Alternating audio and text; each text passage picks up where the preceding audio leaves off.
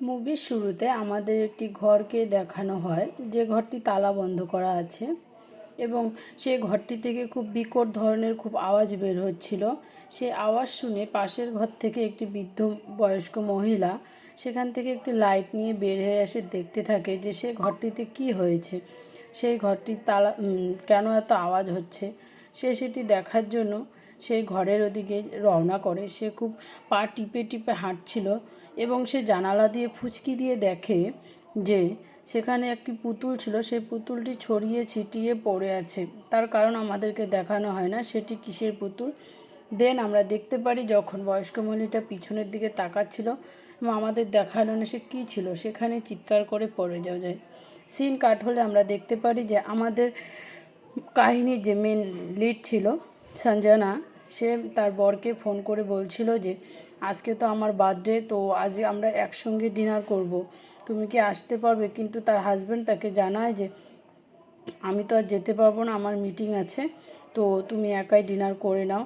সে তখন রাগ হয়ে বাড়িতে চলে গেলে তার হাজব্যান্ড তাকে না বলে তার জন্য সারপ্রাইজ পার্টি রেখেছিল এবং সে খুব সারপ্রাইজ হয়ে যায় যে তার হাজব্যান্ড তাকে না বলে পার্টি রেখেছিল। এবং সঞ্জনার যে ফ্রেন্ড ছিল, সেই ফ্রেন্ডের আরেকটি ফ্রেন্ড ছিল, সে একজন জ্যোতিষী ছিল, বলতে পারো আমরা যখন ট্যারোট বলি সেরকম। সে সেভাবে তার ভাগ্যকে পরীক্ষা করে বলছিল তুমি কি এমন কিছু হারিয়েছো যেটা তুমি এখন ফিরে পাবে। সঞ্জনা তখন ভাবছিল, সে কী ভাবছিল আমাদেরকে দেখানো হয় না, বাট সে ভাবছিল আমি এমন কিছু হারাইনি যে আমার কাছে ফিরে আসবে। তখন সে তার বান্ধবীকে বলে যে আমি এমন কিছু হারাইনি, তুমি এসব ফালতু জিনিস বন্ধ করো, আমার এমন কিছু হারায়নি যেটা আমার কাছ থেকে ফিরে আসবে। কিন্তু তখন সে জ্যোতিষী বলছিল না, এই কার্ড যেটা উঠেছে সেটা তাই বলছে তুমি এমন কিছু হারিয়েছো যেটা তোমার কাছে ফিরে আসবে। তো সিন এখানে কাট হওয়ার পর আমরা দেখতে পারি যে সঞ্জনার হাজব্যান্ড কবির, সে খুব সুন্দর করে গিটার বাজিয়ে তার জন্য একটি গান করছিল এবং সে খুব মুগ্ধ হয়ে সেই গানটি শুনছিল। দেন পার্টি শেষে আমরা দেখতে পারি সঞ্জনা এবং কবিরের মধ্যে খুব ঝগড়া চলছিল। সঞ্জনা তাকে বলছিল তোমার এসব মিটিং, তোমার এসব সারপ্রাইজ পার্টি আমার এসব পছন্দ না, আমি তোমার সঙ্গে একান্তই সময় কাটাতে চাই। কিন্তু কবির তখন বলছিল আমাদের এখন সময় পার হয়ে গিয়েছে, আমরা এখন এসব করতে পারি না, আমাকে কাজেও যেতে লাগে। কিন্তু হঠাৎই আমরা দেখি সঞ্জনার ফোনে একটা ফোন আসে এবং সেই ফোনটা থেকে সে জানতে পারে যে তার মা অ্যাক্সিডেন্ট হয়েছে এবং সে হাসপাতালে ভর্তি। দেন সিন কাট হওয়ার পর আমরা দেখতে পারি যে সঞ্জনা কিছু ভাবছিল, কি ভাবছিল সেটা আমাদেরকে দেখানো হয় না।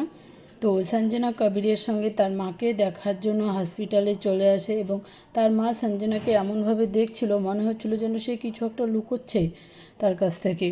দেন সঞ্জনা সেখান থেকে চলে যায় তার সেই ছোটোবেলার বাড়িতে। সঞ্জনা খুব ভয় পাচ্ছিল এবং কবিরকে বলছিল আমি এই বাড়িতে যাব না। তখন কবির বলছিল যে অতীতে ঘটে যাওয়া ঘটনা নিয়ে এতটা মন খারাপ করার কোনো মানে নেই।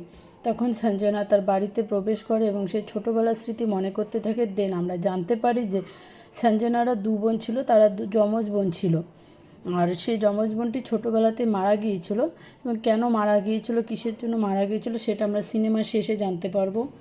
তো সঞ্জনা এভাবে যখন ঘরে প্রবেশ করেছিল আস্তে আস্তে তখন তার ছোটোবেলার সব কথাগুলো মনে পড়তে থাকে এবং সে যখন তার রুমে গিয়ে আয়নার সামনে দাঁড়িয়েছিল সে খুব ভয় পেয়ে যায় এবং পিছনে ফিরে তাকিয়ে দেখে যে তার বাড়ির কাজের লোক এবং তার ছেলের বউ ছিল। দেন সিন কাট হওয়ার পর আমরা পরের দিন সকালে দেখতে পারি যে কবির তার বাড়ির কাজের লোককে বলছিল এই ঘরটি বন্ধ কেন, এই ঘরটি খোলার জন্য আমাকে চাবি দাও, কিন্তু কাজের লোকটি বলছিল না দেওয়া যাবে না। তো সঞ্জনা তাকে চাবি এনে দেওয়ার পর কবির যখন ঘরে ঢোকার পর সে পুতুলটিকে যেমনভাবে রেখেছিল তেমনভাবে থাকে না। সে বের হওয়ার পর পুতুলটি একা থেকে বসে যায়।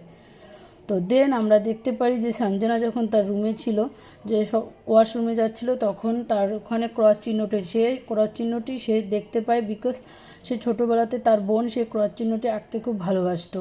দেন আমরা হসপিটালে দেখতে পারি যে কবির তার প্রফেসর সঙ্গে দেখা করেছিল এবং তাকে বলছিল যে আপনি এখানে কেন। তো তার প্রফেসর বলছিল যে আমি এখানে একটি সাইকোলজিস্ট, আমি সাইকোলজিস্টের কাজ করি। দেন আমরা দেখতে পারি যে সঞ্জনা তার হসপিটাল বেডে তার মাকে বাইরে থেকে দাঁড়িয়ে দেখছিল এবং পিছনে সে কিছু একটা দেখে চমকে যায়, সেটা কি দেখে আমাদেরকে দেখানো হয় না। দেন আমরা লিফটে দেখতে পারি সঞ্জনা যখন লিফটে যাচ্ছিল তখন একটি আত্মা তার ঘাড়ে মাথা রেখে শুয়ে পড়ে। সঞ্জনা খুব ভয় পেয়ে যখন কবিরকে বলতেছিল, কিন্তু কবির বিশ্বাস করে না যে এসব আজগুবি ঘটনা তুমি কেন বলছো, এসব নেই, এসব ভূত প্রেত বলে কিছু হয় না। তখন সঞ্জনা তাকে বিশ্বাস করাতে না পারে সেখান থেকে চলে যায়। এবং সঞ্জনা যখন রাতে তার রুমে ঘুমাচ্ছিল, সে কিছুর একটা শব্দ পেয়ে যখন ঘর থেকে বেরিয়ে আসে, সে তখন দেখতে পারে যে তার বোন যে চিহ্নগুলি আঁকিয়ে খেলতো সেগুলো ঠিক আঁকানো ছিল, এবং তার পিছন থেকে একটি আত্মা আসে তাকে ভয় পেয়ে দেয় এবং সে নিচে পড়ে যায়। পড়ে যাওয়ার পর কবির যখন সঞ্জনাকে নিয়ে হসপিটালে অ্যাডমিট করে, তখন কবির জানতে পারে যে সঞ্জনা প্রেগনেন্ট ছিল এবং তার মিসক্যারেজ হয়ে গেছে। তখন কবির সঞ্জনাকে বলে যে তুমি প্রেগনেন্ট ছিলে, সেই কথাটি আমাকে কেন বলোনি। তখন সঞ্জনা বলে আমি চাইনি আমাদের মধ্যে কোনো বাচ্চা আসুক, তুমি এমনিতে আমার থেকে দূরে চলে গিয়েছিলো, বাচ্চা আসলে হয়তো তুমি আমার থেকে আরও দূরে চলে যেতে। কিন্তু কবির তখন বলে বাচ্চা কখনো দূরত্ব সৃষ্টি করে না, বাচ্চা দুজনের মধ্যে একটি বন্ডিং সৃষ্টি করে। কবির তখন রাগ করে সেখান থেকে চলে গেলে তার বাড়ির কাজের লোক তাকে একটি ছুরি দিয়ে বলে তুমি যখন রাতে ঘুমোবে তখন এই ছুরিটি নিয়ে ঘুমোবে। দেন সেভাবেই সঞ্জনা তার বালিশের নিচে ছুরিটিকে রেখে ঘুমোয় এবং তার হাজব্যান্ডকে সে আত্মাটি ভেবে ছুরি দিয়ে আঘাত করে এবং তার হাজব্যান্ড বলে তুমি কি পাগল হয়ে গেছিলো। তাদের মধ্যে আরেকটি ভুল বোঝাবুঝির সৃষ্টি হয়, কিন্তু কবির তাকে কোনোভাবে সামলিয়ে নেয় এবং সঞ্জনা খুব কান্না করতে থাকে যে আমরা দুজন ছাড়াও এখানে আরও তৃতীয় ব্যক্তি আছে, আমি তোমাকে বলছি তুমি বিশ্বাস করো। কিন্তু কবির তখন কিছুতে বিশ্বাস করতে চাচ্ছিল না। দেন আমরা দেখতে পারি কবির সঞ্জনাকে নিয়ে তার সেই প্রফেসরের বাড়িতে গিয়েছিল এবং সে তার প্রফেসরকে বলছিল সঞ্জনাকে চেক করার জন্য।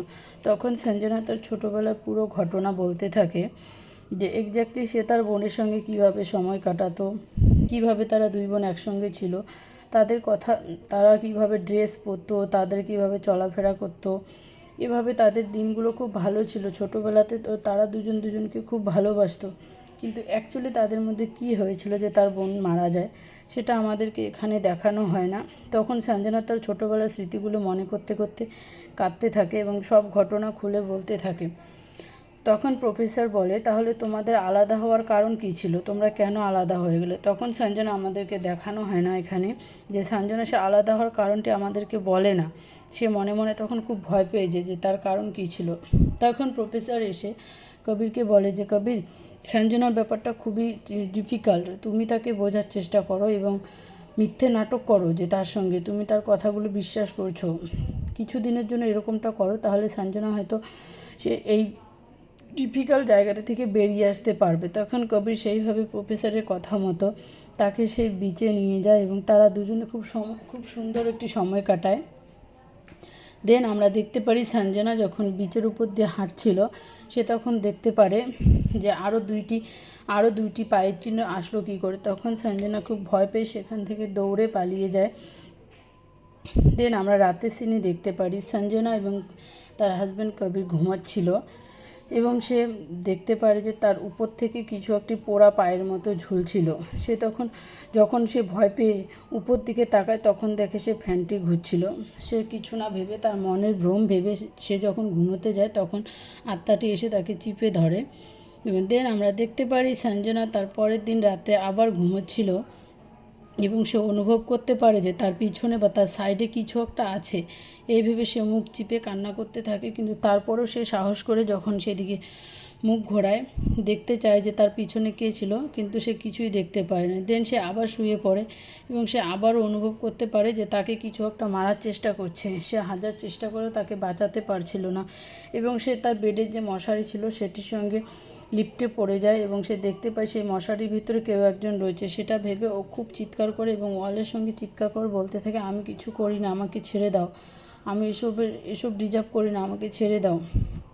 দেন আমরা দেখতে পারি আমাদেরকে পাস্টে নিয়ে যাওয়া হয় ওই ছোটোবেলার কিছু সিন দেখানো হয় যেখানে সঞ্জনা এবং অঞ্জনাকে বুলি করা হচ্ছিল। সেখানে কবির এসে তাদের দুজনকে হেল্প করে এবং কবির সঞ্জনাকে একটি আংটি গিফট করে এবং অঞ্জনাকে একটি পেপার গিফট করে যেখানে তাদের দু বোনের ছবি আঁকানো ছিল।